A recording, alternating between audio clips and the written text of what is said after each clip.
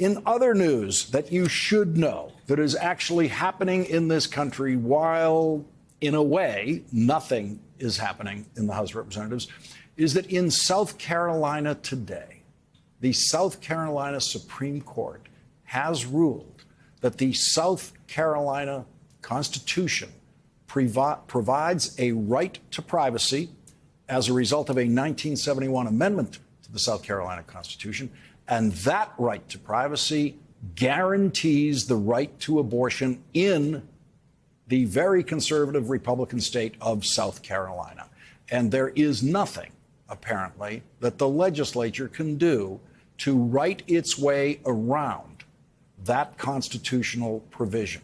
The Supreme Court of South Carolina threw out a so-called 6-week ban on abortion, ban on all abortions after 6 weeks of pregnancy in South Carolina. They threw that out today because of the constitutional provision in the South Carolina Constitution guaranteeing a right to privacy. So there are other things happening in this country, and there are things happening in this country that are more important than what we're seeing on the floor of the House of Representatives. And after 3 days and 11 failed votes to elect a Speaker of the House of Representatives, the single most important thing that you should know is don't worry. There is nothing to worry about in the Republicans' failure to elect a Speaker. What they have proven is, for now, and actually for the next several months, at least until September, we don't need a Speaker of the House. We don't need a House of Representatives to do anything until September, when they will probably have to vote to raise the debt ceiling, which most Republicans in the House are opposed to doing. Now, if it were not a House of Representatives controlled by the Republicans you're seeing on the floor of the House now, there are many good and important things for a functioning, progressive House of Representatives to do that is interested in good government. That's not what we're going to have once the Republicans have a Speaker and once we have Republican committee chairmen. They are going to do nothing, absolutely nothing, that will pass the United States Senate and be signed by the president. So the House of Representatives doing nothing is the actual permanent condition of the House, as long as it will be run by these Republicans.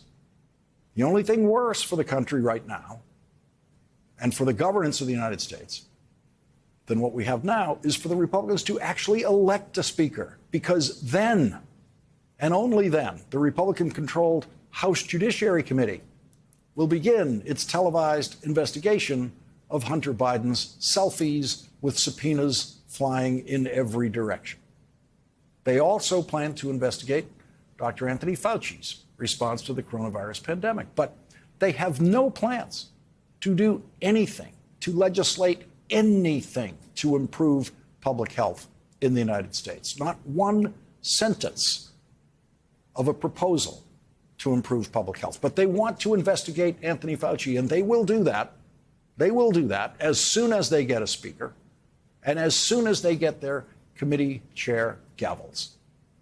As soon as the Republicans do elect a Speaker of the House, you can go back to worrying about what reckless Republicans in the House of Representatives might do. Republicans who former House Republican Speaker John Boehner has called legislative terrorists.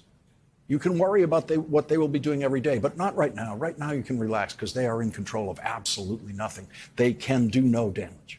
Republicans are doing no harm to anything now except their own image, which they are bringing into very sharp and clear focus for American voters. American voters are getting to see what John Boehner called legislative terrorists at work. And Kevin McCarthy is doing everything he can to become one of the legislative terrorists so that they will vote for him as Speaker of the House. Kevin McCarthy has already pledged to the legislative terrorists that he would support a new rule of the House allowing a single member of the House to call for a vote to remove the Speaker. That is a legislative terrorist's tactic against the Speaker, which Kevin McCarthy is now supporting against himself if he becomes Speaker.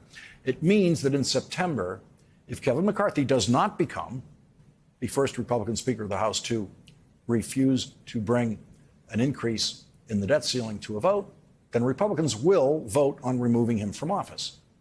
Most of the legislative terrorists Kevin McCarthy is dealing with have pledged to never vote for any increase in the debt ceiling. So in September, just as the credit of the United States of America is about to hit its limit, Kevin McCarthy, like every Speaker of the House before him, Democrat and Republican, will have the duty to bring a bill to the floor of the House that changes the debt limit. But if he does that, if he just brings that bill to the floor of the House for a vote, even if he plans to vote against it, any one of the legislative terrorists opposing him tonight can immediately call for a vote to remove Kevin McCarthy as Speaker. What you're seeing in the House of Representatives is a completely harmless waste of time by Republicans this week. What you will see them do when they do get control of the House, what you will see them do in September could be the single most destructive thing ever done to the government of the United States in the House of Representatives. So now's the time for don't worry. You'll have plenty of time to worry at the end of the summer. Donald Trump made history once again today. He became the first former president of the United States to not just lose an election 3 times in one day, but to come in last while he was doing it. Donald Trump's dear friend, Florida Republican Matt Gaetz, did Donald Trump the honor today of casting his vote for Donald Trump for Speaker of the House in the first ballot today. Donald Trump came in last with exactly 1 vote.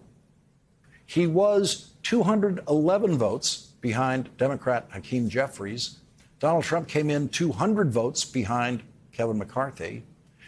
Donald Trump came in 18 votes behind a 1-term Florida congressman no one had ever heard of before this week, Byron Donalds. Byron Donalds beat Donald Trump 19-1 in an election held in a room full of fanatical Trump supporters. 222 total Republican votes cast, and Donald Trump got 1. He lost 221-1. Donald Trump got the lowest number of votes of anyone whose name has been put into nomination for Speaker of the House in history. And so the one thing we can safely predict tonight is that every pundit who foolishly suggested at some point in the past that Donald Trump could end up becoming Speaker of the House is, of course, very, very wrong. Trying to predict who will become the Speaker of the House is not so easy. It is still theoretically possible that Kevin McCarthy will convince 17 of the people currently opposing him to change their minds and vote for him. That is still theoretically possible. But it also remains impossible for Kevin McCarthy to become Speaker if just 5 of the people currently opposing him continue to oppose him. If just 5 of them really are in the never Kevin category, then Kevin can never be Speaker. It only takes 5 Republicans to stop Kevin McCarthy from winning the speakership. So it doesn't matter whether his candidacy is opposed by 105 Republicans or 5 Republicans. He will still lose if it's just 5 of them. The problem with predicting Republican behavior in the House of Representatives is that you have to take on the challenge of predicting what pathological liars will do next. And the only thing you have to go on is what the pathological liars say they will do next. So, I've been reluctant to engage in any of that. Representative Matt Gaetz has said, as convincingly as he can, that he will never vote for Kevin McCarthy. But that's only 1 vote. If there are 4 more Republicans who really will never vote for Kevin McCarthy, then at some point, possibly next week, we will see a move to a serious attempt to elect a Speaker other than Kevin McCarthy. And the first on the list as the likely next alternative to Kevin McCarthy is Representative Steve Scalise. But Steve Scalise is a member of McCarthy's leadership team, and Representative Lauren Boebert, who appears to be in the Never Kevin group, has said she has a problem voting for someone like Scalise, who is part of Kevin McCarthy's leadership team. And so, if it can't be someone in Kevin McCarthy's leadership team, when you then look out at the House of Representatives for an experienced, certifiably conservative Republican who has alienated no one on either side of the Republican Party because he avoids controversies, you find 74-year-old Tom Cole of Oklahoma, a previously reasonable conservative Republican in the pre-Trump era. Tom Cole is next in line to become the chairman of the Powerful Rules Committee in the House. That's all he wants to be. But just as Paul Ryan was in line to become chair of the Powerful Ways and Means Committee in the House, if the Republicans need a compromise candidate for Speaker, once both sides of the Republican Party get worn out by what they're doing now, you can expect them to turn to someone like Tom Cole, just as they did when they turned to Paul Ryan as a compromise candidate for Speaker of the House. Whoever becomes the next Speaker of the House will be the weakest Speaker of the House in history, because the Republican legislative terrorists in the House of Representatives are making sure of that. Our first guest tonight predicted what you're seeing this week 3 months ago with the perfect phrase for what you're seeing. She described then what we are seeing now as Republicans in ruin.